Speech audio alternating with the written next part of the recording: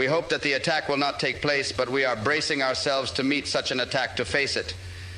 America, the officials in America, keep talking about attacking Iraq, and it's normal that the people prepare themselves for such a possibility.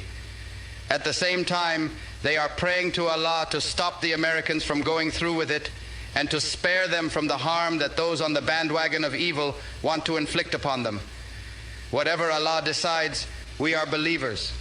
We believe in what He decides. There is no value for any life without faith.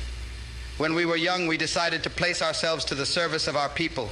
It's morally unacceptable to ask such a question. Nothing is going to change the will of God. The believer still believes that what God decides is acceptable. We have committed ourselves to Resolution 1441. It is on this basis that we have conducted ourselves, and it is on this basis that we will continue to behave. As you know, we are allowed to produce land rockets with a range of up to 150 kilometers, and we are committed to that. No violation has been made by Iraq to anything decided by the United Nations. If the intention is to rewrite those resolutions, then we will be entering a new framework, a framework in which we will be made to forsake our own position and take a new road towards harming Iraq. I think America and the world also knows that Iraq no longer has the weapons. And I believe the mobilization that's been done was in fact done partly to cover the huge lie that was being waged against Iraq about chemical, biological, and nuclear weapons. That is why when you talk about such missiles, these missiles have been destroyed. There are no missiles that are contrary to the prescription of the United Nations in Iraq. They are no longer there. The basic position, there is no change. We have not pursued any weapons of mass destruction.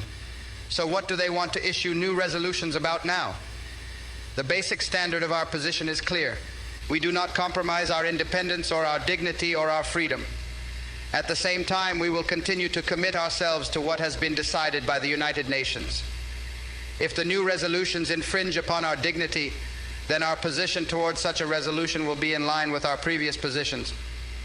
I was born here in Iraq, and I was born as a genuine believer. I am proud to have been born fearing God, and I have taught my children the value of history and the extreme importance of our heritage, that we must maintain the honor of nationalism and Arabism. We do not change our position. Our position is basic. We have been born in Iraq.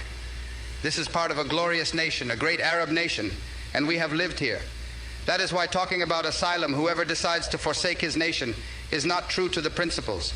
We will die here in Iraq. We will die in this country, and we will maintain our honor, the honor that is required of our people. We hope that war will not take place, but if war is forced upon us, then Iraq will continue to be here. This country with a history of over 8,000 years, this country, the cradle of the first civilizations of humanity, will not finish just like that, even though a huge power may want it to be like that. Nobody should accept that Iraq will finish in such a way. We have never had any relationship with Mr. Osama bin Laden, and Iraq has never had any relationship with Al-Qaeda, and I think that Mr. bin Laden himself has recently, in one of his speeches, given such an answer that we have no relation with him. The most essential thing is to stop the aggression against our nation and the Iraqi people. You see how the Palestinians are killed on their land, and their homes are demolished, and their properties are destroyed, and no one is trying to take away their handcuffs to free them. And if the Arabs consider Osama bin Laden, we are not jealous of him. Jealousy is for women, and men are not supposed to be jealous of one another. First, convey to them that the people of Iraq are not the enemy of the American people. Then, I am ready to conduct a debate with the President of the United States, President Bush, on television. I will say whatever I have to say about American policy, and he will have the opportunity to say whatever he has to say about the policy of Iraq. And this will be in front of the world on television, in a direct, uncensored, honest manner in front of everyone, and then they will judge what is true and what is false. On films, we see that the Americans are courageous and challenged to endure. If he is convinced of his own position, this will be an opportunity for him to convince the world that he is right in making such a decision.